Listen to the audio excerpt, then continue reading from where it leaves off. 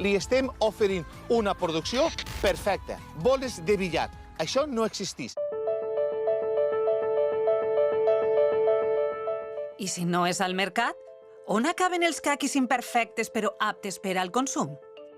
En el millor dels casos pot anar per al ramat, però el que passa és que la logística avui és tan cara que si val més l'esparc que l'escura, doncs al final no compensa.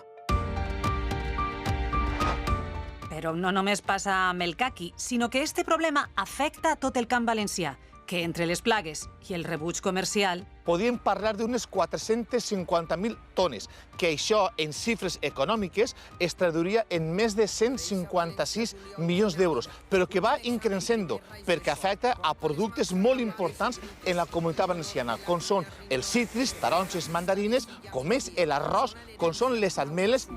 Mira l'arròs, la ribera que brilla, tira per dins. Com es podria reduir l'enorme quantitat d'aliments que es malbarata en la primera fase de la cadena alimentària? Tenen que saber vendre. Ficaré un exemple. Per exemple, el plàtano de Canària tingué un problema d'un hongo, que era l'antracnosis, i les motites feia que se rebutjara. Hasta que li van pegar la volta i van dir no. Té que ser el factor identificatiu, les motites. ¡Ah, de Canarias! Exigen plátano de Canarias. Lo que va ser un problema, crearen una virtut. Van ensenyar al consumidor a que con motitas és el bo.